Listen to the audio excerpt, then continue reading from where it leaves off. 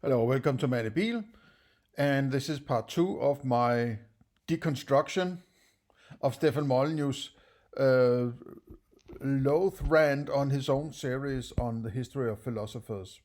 And we left up at the 9 minute and a few seconds mark last time, so we'll just head back into it. That's lasted for thousands and thousands of years. So our job is to build bridges that last, are efficient, carry just the right proportion of weight, and are cheap. You could say it's an analogy of you're talking about ethics and morality and so on, but using a an experiential aspect to as an analogy or a metaphor for morality might not be the best thing to do, because how do you experience morality? You can experience whatever stuff you need in order to make this bridge of yours, right? But you need to do some thinking about what it means to make a bridge. It's not, you can't just experience the world and then it will appear to you how to build the bridge. It is a kind of thinking, right? I understand that you can't just think your way to everything. There has to be some feedback, okay, some trial and error stuff, right? I think that has sufficient strength to carry this whatever, right? But it's still a kind of thinking it's based on, even though you're not bringing in, tea leaves and so on, right?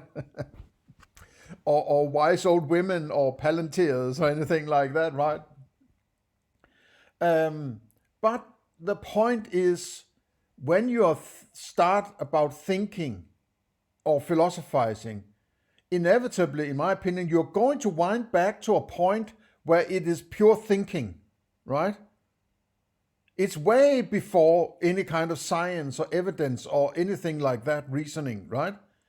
It's before reasoning, because in my opinion, you can only reason when you have knowledge or a definition of knowledge, because what you are reasoning about are objects and how you use them, for instance, to build a bridge, right? So before you have any definition of knowledge, you are not really reasoning, you are philosophizing, right?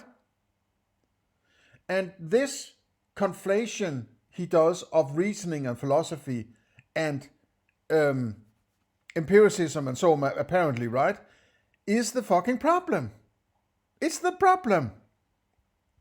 Because he thinks you start with reasoning and you start with evidence, right? No, because you need to settle these things before you do this. That's why you have metaphysics and epistemology, right? These are foundational to anything else. You don't do any other shit before you have done metaphysics and epistemology. Otherwise, shut the fuck up about evidence and reasoning, right? Because you basically you don't understand what you're doing. You don't have a grasp of importance of various aspects of thinking here, right? The entire purpose of this multi-millennia discipline is to build bridges. That's the whole gig, the whole job. We are bridge builders. We build bridges. Need bridge? Call us. Build bridge for you. Will do. Bridge, bridge, bridge, bridge, bridge. Take me to the bridge. Now, they talk a lot about building bridges. Talk a lot about the value of bridges, the purpose of bridges, the productivity of bridges, how nice bridges are, how beautiful they can glisten and appear in the sunset, how lovely they look when egrets perch upon their struts, how essential they are for commerce, trade, war, conveyance. Maybe the next one he's going to do will be Immanuel Kant. I don't know, maybe it should be David Hume or Leibniz or some of these guys, right? I don't know how he supposes this series is going on. But very soon he's going to stumble on Kant, right? And Kant actually came up with moral principle, right? A categorical imperative, as he called it, right? Now, I'm not saying that it works or anything like that. I'm not saying it doesn't either, but it's not my principle, right? But he's just in a broad swath of accusation here that nobody came up with anything. Well, he why does he do it now, right? Because there are a lot of philosophers after this that might have actually, I'm not saying a lot, at least there's one. Immanuel Kant came up with a categorical imperative, which is a kind of more principle, in my opinion, right? So it's just a little premature, right? It's like, okay, these guys before the 1600 or 1700, right? All these guys from the 17th century and before that, they didn't do the thing. They are not perfect, right? No, but remind yourself, these are people who worked in environment where you were likely going to be beheaded, like Socrates, right? If you did any kind of thinking on your own, right? This was such a toxic, religious, mentally ill kind of environment, right? And if you were imbued with this kind of thinking from your childhood, right?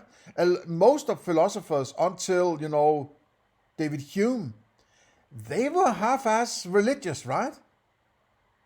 Spinoza, John Locke, Berkeley, Descartes, name one before Hume that weren't religious, right? So they had to fit this sort of mystical crap into it, right? Or at least that's what they sort of they couldn't get around it. And Hume was known as the atheist philosopher, right? And was demonized for that. I mean, it's easy to sit here and blame these people who at least tried to do something and start from a very foundational point, at least some of them, right? That they didn't get to the final perfect. It's not that easy necessarily, right? And there's also a lot of things that in the last 150 years, the last really sort of independent philosopher maybe was Nietzsche, right? The rest of them are, government bureaucrats, basically, government gatekeepers, government parasites, right? Who pretend to be philosophers in order to suck on the tits of the state, right? So it's and they have been keeping people away from doing good philosophy, right? So it's like either you were sort of, you couldn't help it, like Spinoza or Hume or Kant or Nietzsche, right? Kierkegaard, whatever. You couldn't help doing it. And the last 150 years, you weren't able to do it because all these parasites were taking charge of the narrative of what it means to do philosophy, right? You were basically, in the last 100 years, you haven't been allowed to do philosophy unless you got a government paper saying you're a philosopher. Ah, man, right? So after the Industrial Revolution and the fall of Christianity, and which is a good thing in my opinion, right? It has been taken over by the state instead, right? Which has created far less good philosophy with 100 times, 1,000 times more philosophers who basically do nothing but, be parasitical, right? And confusing stuff. And creating even more categories and kinds of philosophy that they need to, grapple with. Okay, enough of that. There are ideal bridges, perfect bridges that exist only in the abstract imagination. Those are the real bridges. We're all about the bridges. Bridge, bridge, bridge. Now, am I crazy? Let me think about it. Does it take me to come along and say, Wow, you guys have talked a lot about bridges. Thousands of years. Millions of pages. Bridge builders, bridge builders, bridge builders were all about the bridges. Hey, can I see an actual bridge? Got thousands of years, talked about the value and virtue and wonder. Now, he makes it sound like he has created a bridge, right? But when you start to deconstruct what he's done, it's just a pile of rubble and a few sticks of iron that, whatever, right? And a bag of potato chips and whatever, lying over there that he claims to be a bridge, right? But the chasm is just full of rubble. There's no bridge there. He just thinks it's a bridge because he needs that to be a bridge. And, you know, I have deconstructed the UPB book, and I implore you to listen through my deconstruction. I know it's a lot of a 10 to 15 hour long thing, right? Because I take it sentence by sentence, basically. At least the first half of the book, which is the important one. If the first part doesn't work, it doesn't matter about the second part, which is basically, as far as I understand it, applying the whatever moral principle you have come up with, right? So it's completely dysfunctional, UPB.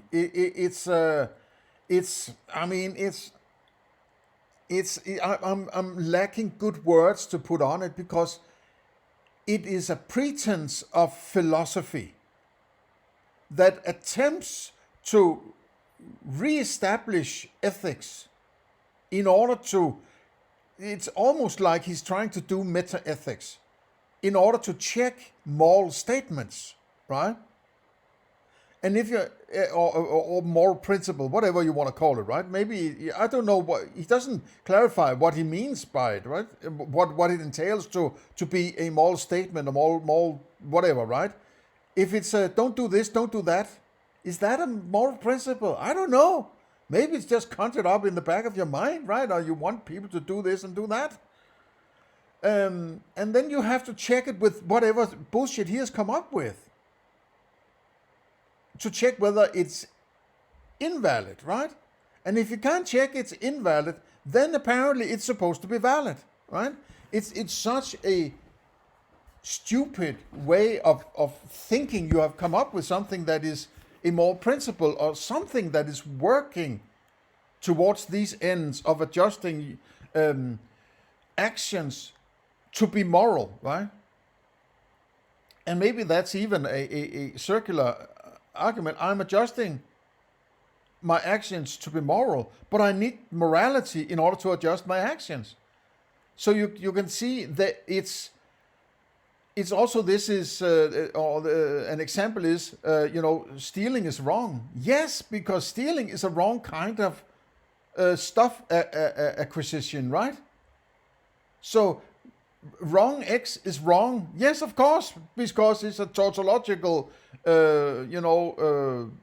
linguistic trick, right? You're not saying anything. You're not adding anything. You're not explaining anything, right? You're just stating the obvious. It's inherent in the meaning. It doesn't say anything, right? So what do you mean by these, what do you mean when you're doing ethics, right? What are we doing, right? And it's also, it's a big claim to say that all these philosophers, all they wanted to was to reach a moral principle based on first principles. That's not necessarily the case, is it, right? Is it? Maybe they were not interested in building a bridge. Maybe they were just interested in starting to say, okay, if you need to build a bridge, they were there to tell you that you couldn't build a bridge by, looking at tea leaves, right? They might not have an answer, right? Because maybe they was sufficiently have had sufficient humility to stand back and say, yeah, It doesn't work the way you are doing it now, but that doesn't mean I have the perfect answer immediately, right? I need to sit down and think about it, right? It's not that. It's not just sitting down for 6 months and writing a book and calling it the Holy Grail of philosophy and thinking you've done it, right? Maybe a bit of humility would be in its place. And beauty and necessity and your expertise in bridge building. Can you show me a freaking bridge at all? Because that's all you guys have been talking about for thousands of years. Can a brother get a bridge from the bridge builders?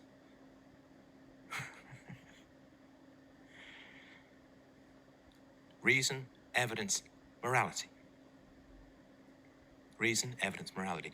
You can even take out the evidence if you want and just have reason, morality. No. No, you can't.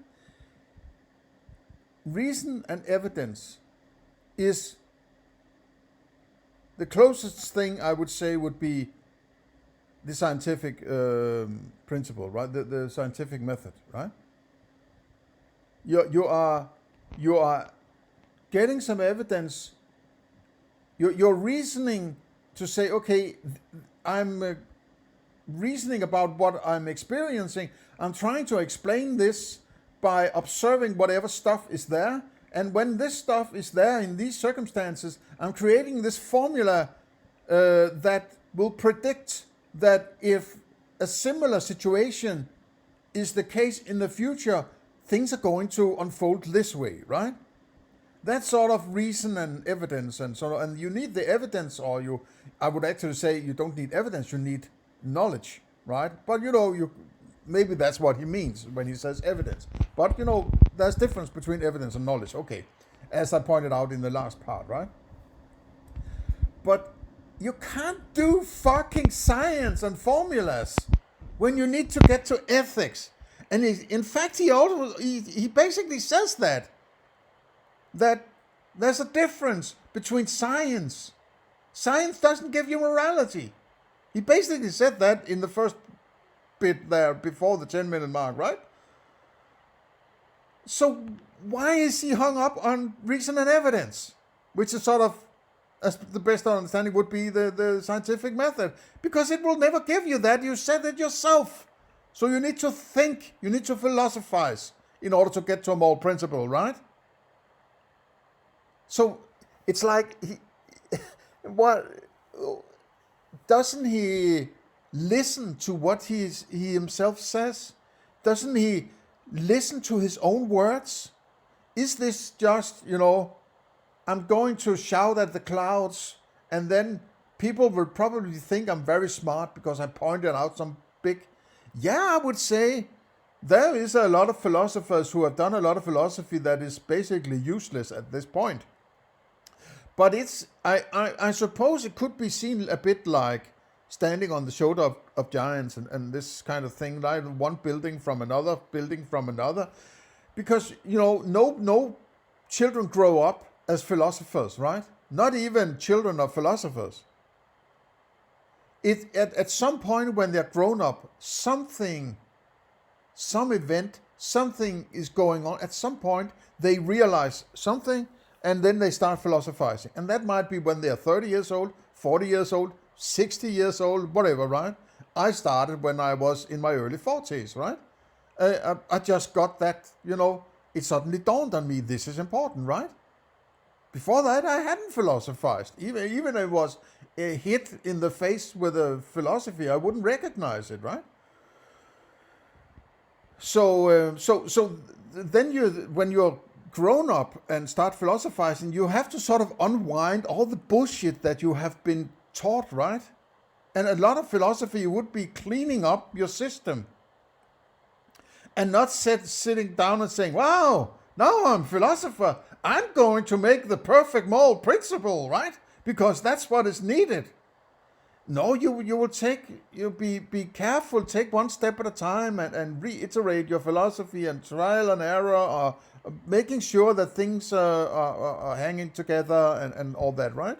And that might take the rest of your life. You might not even reach, depending on how strict you are about your philosophy. So, yes, but let me see what... it would be nice to see a declaration from these philosophers that they were actually saying, yes, I am going for moral principles. Hang on, stand by, I'm working on it, right? Otherwise, he would be referring to somebody who claims to have made a moral principle that actually doesn't work, right?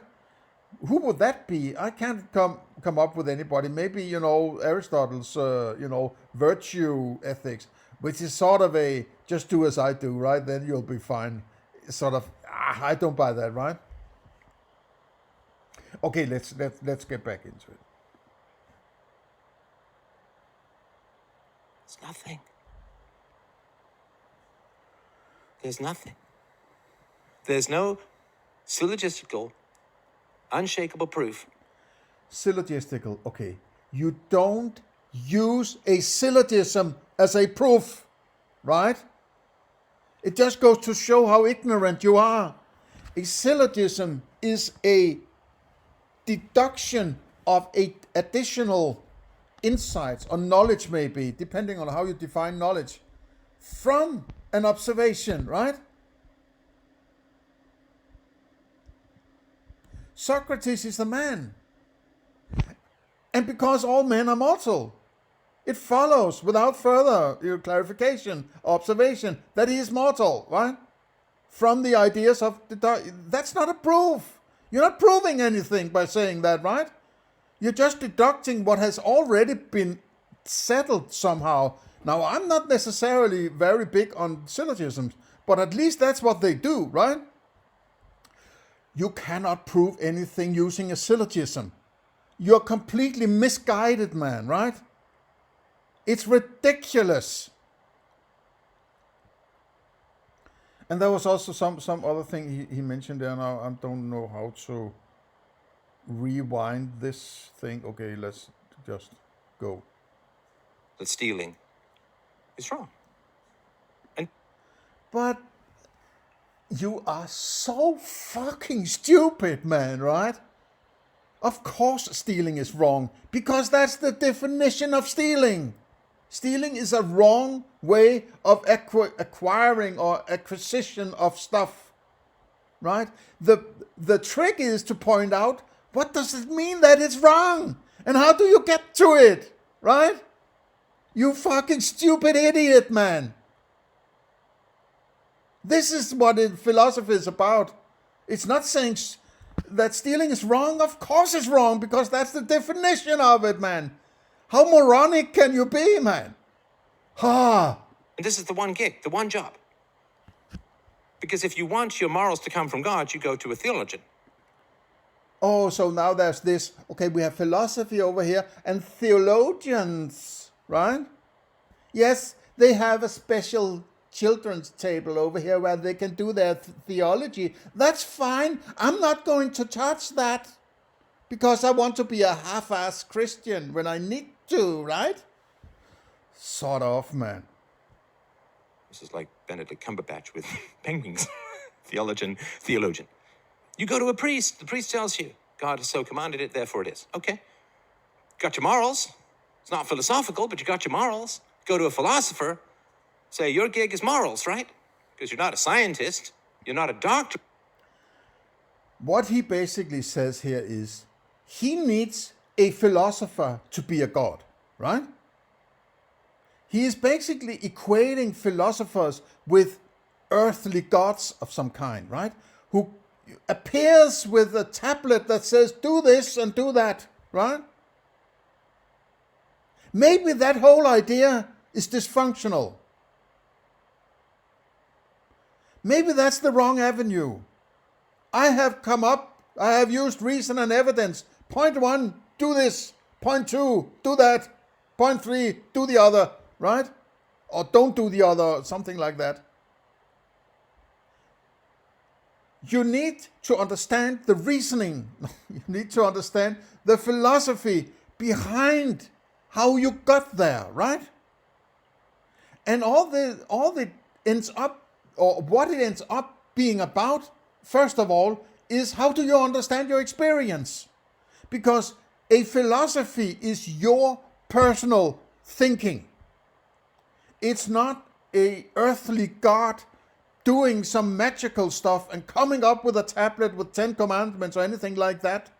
Because that's implicitly what he asks for. Can you give me a bridge? I want the bridge over here. Come and give me the bridge that you promised. It's like, I don't want to think for myself. I just want this magical guy to give me bridges, right? Maybe the takeaway is, you should fucking think for yourself, man, right? Don't expect somebody else to do it for you, right? And if what you come up with doesn't, ring true or seems to have any traction with people, consider that it might be a problem with the thinking, the philosophy you have done, and not because people don't want it. Maybe there's something that is fucked about your philosophy, right? Maybe there's some deep stuff you do not understand, you haven't got your mind around, right? Just consider it a possibility, right? Instead of sitting there shouting at the clouds, pretending you are fucking, the god of philosophy or something. You're not an engineer. You're not a mathematician. You're a philosopher. And what's the one thing that differentiates? Morality, okay. You're a reason and evidence guy, or even if it's just reason guy, give me reason and morality. And again, there have been some vague arguments here and there, but mostly, philosophers have shucked it off to God and said, well, we can't prove morality, but we can prove God, and if we prove God, you get your morality. No, that's cheating, man. That's hot potatoing it to the priests. No. Then be a priest. Be a priest. No, we're philosophers. We're bridge builders. Can I see a bridge? No. No. But all you guys have talked about for thousands of years is how essential and wonderful and perfect the bridges are and how fantastic. He's very focused on, I need a result and I need it now, right? He's less focused on the philosophy that is being done in order to reach that point, right? It's like a child saying, I want to be in Paris now. Yeah, but we have to plan it, and we have to buy the tickets, and we have to put fuel on the car, and we have to, stuff the car with our pillows and money and food and clothes. And no, I want to be in Paris now. It's like, no, hang on, man. We need to, there's a certain steps we need to go through before we can get to Paris, right? We have to understand where Paris is, what we mean, how do we identify Paris, how do we plan to get there, and, all these things. But he wants Paris now, right? Look at the philosophy. That's important. The result is less important than the philosophy. When you have checked the philosophy and it seems to check out, right? Then you can look at whether or not then you can maybe start to trust whatever result has come out in the other end. But you need to fucking check the philosophy, right? That's what it's about. It's the philosophy it's about. It's not the result it's about. There might be a result, it might end up with a moral principle, but that's basically a final condensation of all that philosophy that came before it. And if you don't want to look at the philosophy, you just want the bridge fucking now, then you are diverting what is important. Diverting from what is important, which is checking the fucking philosophy, right? If you do not have your own philosophy and need somebody else's philosophy, at least you need to check what the hell they're doing, right? You can't just sit there and say, I want a moral principle now because you are so great. Fuck off, man, right? Think you are building them. Can I see a bridge that you've built that stayed up? No! This we cannot do. We cannot provide you a bridge that has stayed up that we built. We're really just about bridge words, not bridge things. We're really about adjectives, not nouns. We're about the language, not about the building. We're about the mind, not the hands. We do not translate thoughts to... But you need to make some good drawings. You need to make some good calculations, right? You need to double check and triple check and so on, right? You need to check all the resources, subcontractors and whatever is involved in business to business, whatever, to get to that bridge, right? That's the foundational philosophy.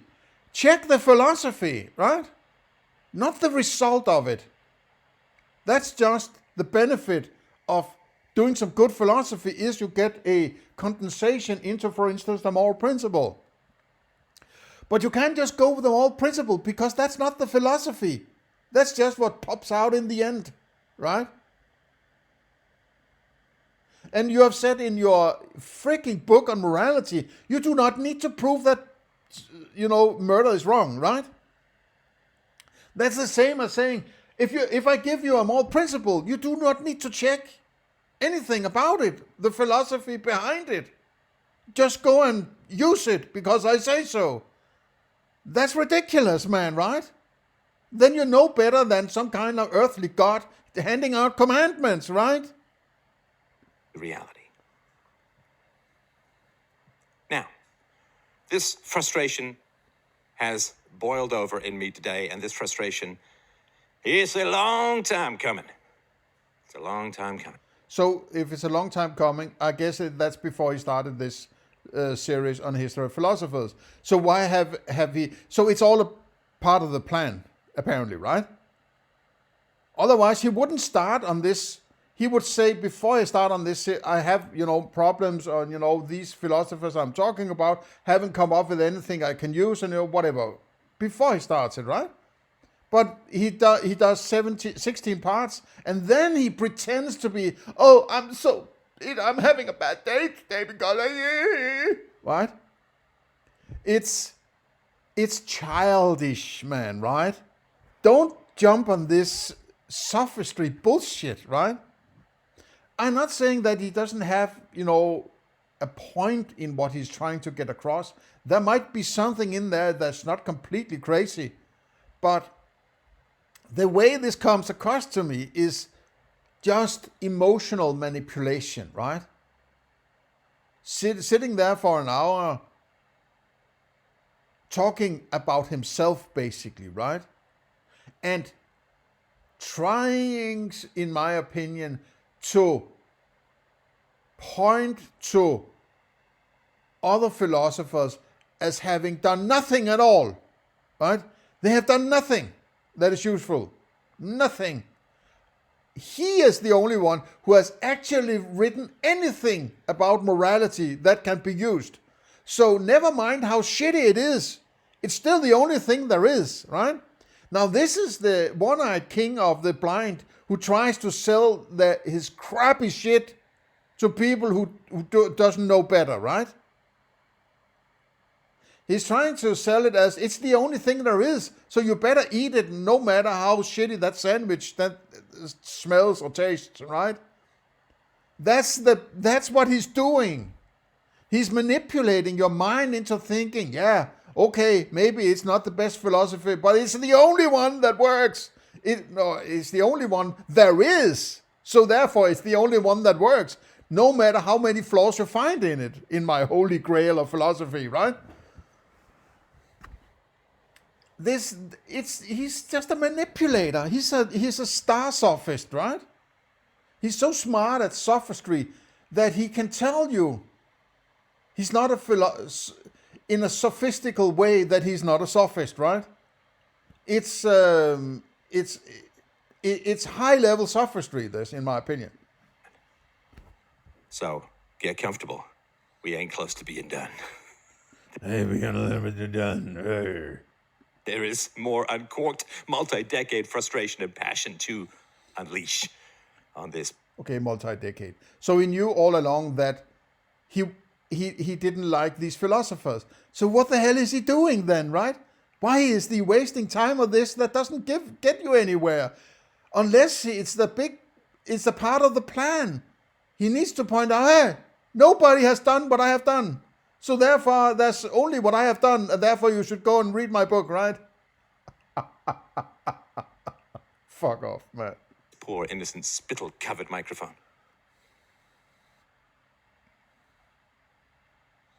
So why haven't they done it? Why did philosophy have to wait for UPB for simple rational proof? Oh, there it is, right? Oh, why did we have to wait until I did something, right? I've done it. Yes. 15 years ago, I wrote a book that was perfect in one go. It was perfect. It's revision 1, and there's no need for further revisions because it's just the holy grail of philosophy, right? Oh, yeah, man. Yeah. It's so great, and it's the only book that attempts to do what all the other philosophers haven't done, right? Oh, yes, I'm so good. Right? And yes, you are theologians. You can sit over there and have your God and your Jesus and all that. Yes, I'll just sit here with my UPB. I'm so great, man. That rape, theft, assault, and murder are evil. Why? Evil? Evil? No, that's religious. That's Christianity. Evil is a Christian idea. That's not philosophy, right? Just sticking the label evil on stuff, on whatever, doesn't prove anything, right? Murder is wrong. It's the same. Murder is evil. It's the same thing. It's an evil way of doing things that is evil. A wrong way of doing things that is wrong. An immoral way of doing things that are immoral, right? You are not you're stating the obvious, right? It's a tautology. It just goes to show how ignorant you are of basic stuff, right?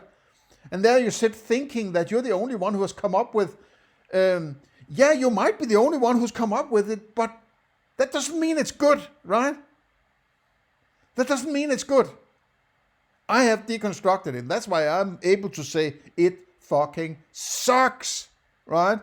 It's the most ridiculously lazy kind of philosophy I've ever read of this kind of importance, right? It's so lazy and stupid, man, right? And complete misgivings on fundamental aspects like syllogisms and what they can do and how they're put together and can you use them as a proof or not and so on, right? It's so ridiculously badly written and argued that it's basically a big fucking turd that you are force feeding people into thinking this is smart, right? Why? Now, let's be as kind as we can possibly be to these poor philosophers and say, yes, well, you see. But if they had proven that theft is wrong, then that would have put them up against the state and the collection of taxation. Okay? Let's say that UPB puts them up against the secular power of the state. So, philosophers made sacrifices. There'd be no Christianity if Christians hadn't made sacrifices. I was talking about the 3rd century Saint Blaise, who was tortured with metal combs scraping the flesh off his body. Did not renounce his faith. Socrates went to his death saying, sacrifice a cock to the god of good fortune. Yeah, well, that's Plato's version, right? This is what, can you trust Plato to tell the real story of Socrates? Maybe he was a pathetic loser when, rather than stating that what they're doing here in Athens is completely ridiculous. If you can't speak out and you get killed for that, rather you would say, I'll stay in Athens and I'll let them kill me and sacrifice a cock in my name or whatever, right? So it's sort of, you have to stand your ground as a philosopher, right? And I agree that as I also pointed out earlier here, that of course it influences a philosopher. They might not go all the way, because if they get their head chopped off, right? How much help would they be to anyone if they are dead, right? So they're sort of weaselly about moral statements. I would be, maybe I wouldn't say I would be sympathetical to it, but I would be empathetical to it. I would understand the angle they're coming from, right? So, and these posthumous books and so on, by, for instance, Locke or whatever, Spinoza and so on, they write something, but they won't, issue it in their own name or when they're alive and so on, right? That says a lot about the environment they're working in, right? And I'm not going to be the one who's saying, yeah, but they should do this or should do that, right? They should come up with a perfect moral principle that basically points out the state is corrupt, right? It's not going to happen, right? And I would say that, if anything, then the Enlightenment was the period where it could and should have happened, right? The Enlightenment was looking away from religion, right? But the state hadn't grown into what it is now, is a big, huge parasite on your back, right? And it has sort of shanghaied, everything, including philosophy, right? So nobody knows shit about fuck at this point, right? They're completely confused. People are so gaslighted about everything that, if you talk to the average person, they have no fucking clue what the hell they're doing or what the hell is going on. They have no bearings on anything, right? They are confused in the fifth dimension, right?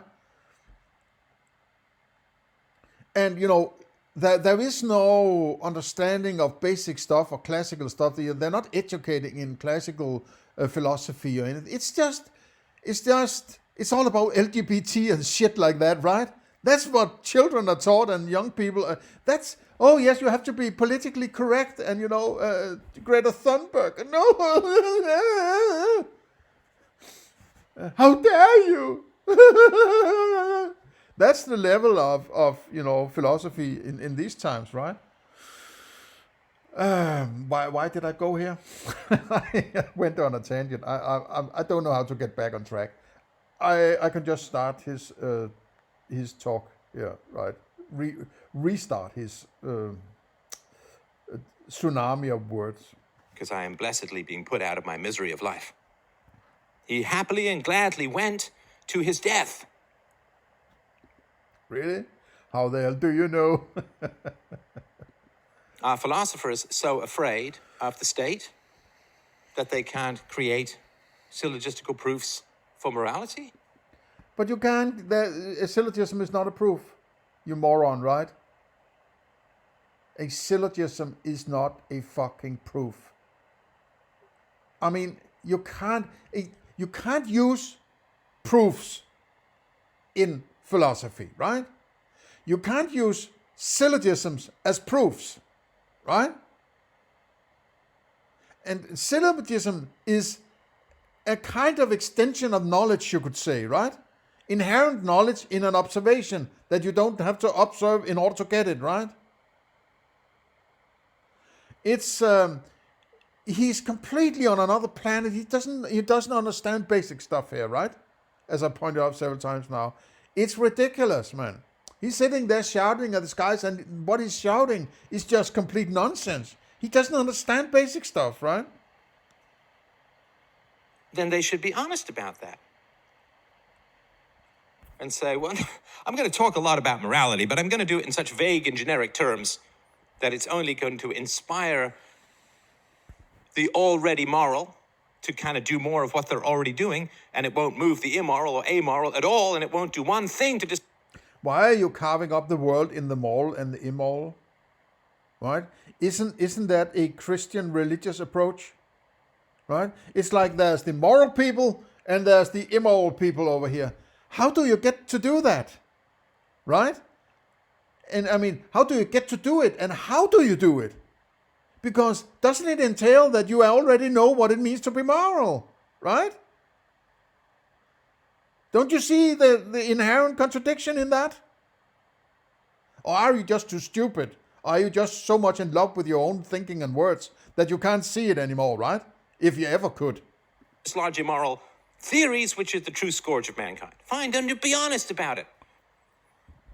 When I stopped doing politics, I said I'm not doing politics. Done. Whew. Yeah, after 10 years where you were a anarchist, right? All of a sudden starting to do philosophy or politics, apparently, right? So why did you all of a sudden jump into politics after 10 years as an anarchist? Apparently still being an anarchist, but ass-licking Donald Trump like you're the biggest fanboy in the world, right? Sitting in your echo chamber singing the national anthem of USA or whatever. Bullshit, man, right? And then I stopped doing politics. Done. Yes, I'm so strict about my principles. Yes. Fuck off, man. Star sophist. Just be honest. Say, no. We'll talk about bridges, but we're not going to actually build any bridges. Are you crazy? Fine, then be honest, because, honesty is a virtue. And if you're not going to tackle a particular subject because you're scared of the blowback, fine, then just be honest about it. Tell the truth. That's what you're telling everyone else to do.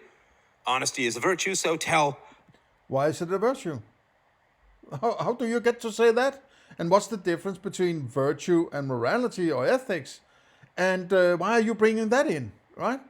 So all these things you're sort of, as if it's given kind of thing, right? Honesty is a virtue. Where the hell did you get that?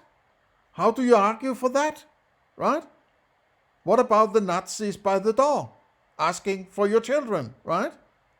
Is honesty a virtue there? No. There's a gray area. No. Fuck off, man, right? The truth. Nope. Pomposity, vanity. We are the wise, we are the moral. We sit cross-legged on the hover updraft of our own intellectual farts. Not touching the mere earth, but floating among the platonic forms of ideals. Talking about excellence and moral courage and virtue and this, that, and the other. Okay, so if you're about virtue, you're about reason. Can you reason out virtue? Nope. No, not going to do that. It's contemptible. You say, well, but they were threatened. Philosophers regularly been threatened by the powers that be. Okay, I get that. I understand that. I'm sympathetic to that. I get it. Trust me. So, pull a Eugene O'Neill. Eugene O'Neill, famous playwright. Long Day's Journey into Night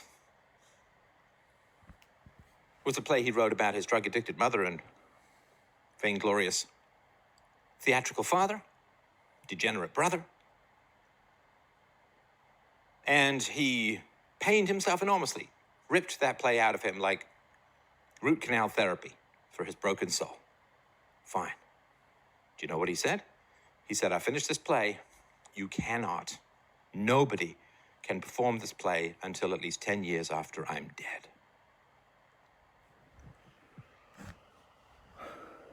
Okay? Do that. If you're scared, write it posthumously. Have it released posthumously. Make arrangements to have it anonymously published and circulated. That can be done. That's been done many times. There's many pamphlets of instruction. Okay, so you think it's because people are afraid.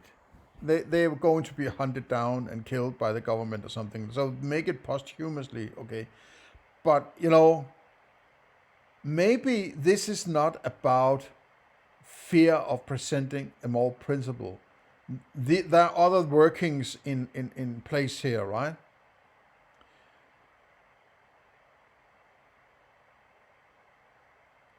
What does it really take to do good philosophy?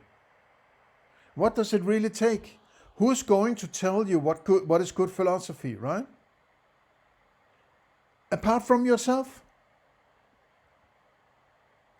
I mean, who beside yourself can actually decide whether or not your thinking is good thinking.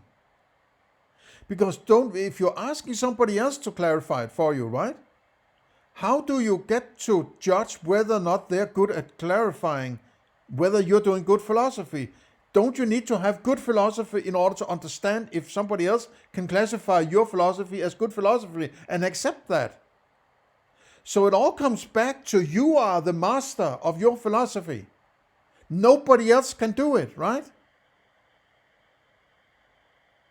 And that is kind of a daunting thing to grapple with, that you have to think it for yourself, and you're the only one who can actually judge whether or not this is good philosophy. You can't go somewhere else and ask somebody to think it for you, right? Because you don't have the sufficient philosophy done already in order to check whether or not it's good philosophy. You can't just eat it hook, line, and sinker, right? So it all comes back to you. So, yes, thinking about others' philosophy and pointing out errors in it, it's a good thing. In my opinion, I'm deconstructing a lot of philosophy. I think it helps me find flaws or solidify my own philosophy, right? At least it makes me think about these aspects, but I'm not buying anything just because somebody else did it, right? I'm trusting my own philosophy, while at the same time, I'm the biggest critic of my own philosophy. Now, that combination of aspects of doing philosophy, you are hard-pressed to find somebody who will say that to you, right? And maybe that's the problem with philosophy. Because philosophers think they're the one who's going to tell somebody else how to act and behave, right? Instead of saying, no, I am the one telling me how to behave, right? You might be inspired by my philosophy, but I'm the only one telling me how to behave, right? Think about it, man. Philosophical instruction throughout history, the authors of which were never discovered. That could be done. If you don't want to risk your life, publish it after your death. Now, maybe, just maybe, UPB was discovered 100 times throughout history. But the people were suppressed, exiled, killed, tortured, all their books burned, all their writings burned. I don't know, maybe. Maybe half the Library of Alexandria was UPB. It's like, I have written it. I have written the Holy Grail of philosophy. It's there, and nobody takes it seriously. What's the matter with you? I've done it. It's perfect. Go do it. Go read it. It's perfect. It's the Holy Grail. Oh, it's two coconuts banging together. When all comes down, there's no horse. He's just banging a couple of coconuts together, right? I am King Arthur. A rational system. Pull the other one.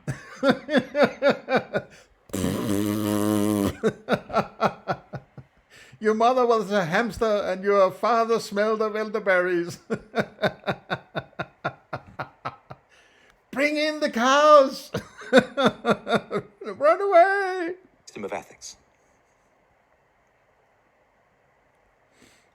And of course, I have said that the philosophers that are picked for their willingness to support those in power. Blaise Pascal, of course, was one of those, because his entire family fortune, the prestige and wealth and power of his family was entirely dependent upon the power of the state.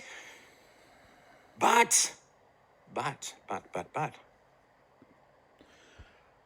Why are you so hung up on blaming all those who actually tried to do some philosophy? Why are you not blaming these 15 or 20 million people who didn't do philosophy, right? Or was stuck with religion? It's like, yeah. If you didn't do anything, it's okay. If you did do philosophy, I'm going to blame you for not being perfect. If you went to religion, it's okay. Then you can sit by the children's table over here, right? It's only those who actually attempted to do something that is beyond not doing anything or being mystic, right? That's what he's going to jump on, right? Now, why would he do that? Unless he had an agenda, which was to sell his own shitty philosophy, right? Trying to convince you that they didn't come up with anything, and therefore I'm the only thing there is. So I guess you have to eat my philosophy then, right? Snake oil salesman bullshit, right? I got more butts here than a Brazilian booty contest. But here's the thing. And that thing we will get to in the next part. I'm rounding almost the 1 hour mark. I hope you enjoy this series. Please share, like, and subscribe. Give me a comment. Let me know what you think about it. Actually, nothing much is going on the board at the moment. And I maybe also been a bit lazy. I don't know.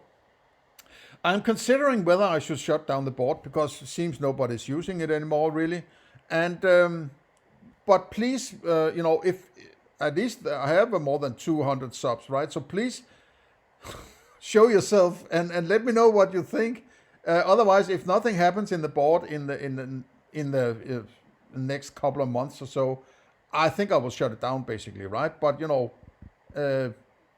I guess if you don't use the board, you were fine with that. And I don't know. I will not try to keep something alive that is not alive, right?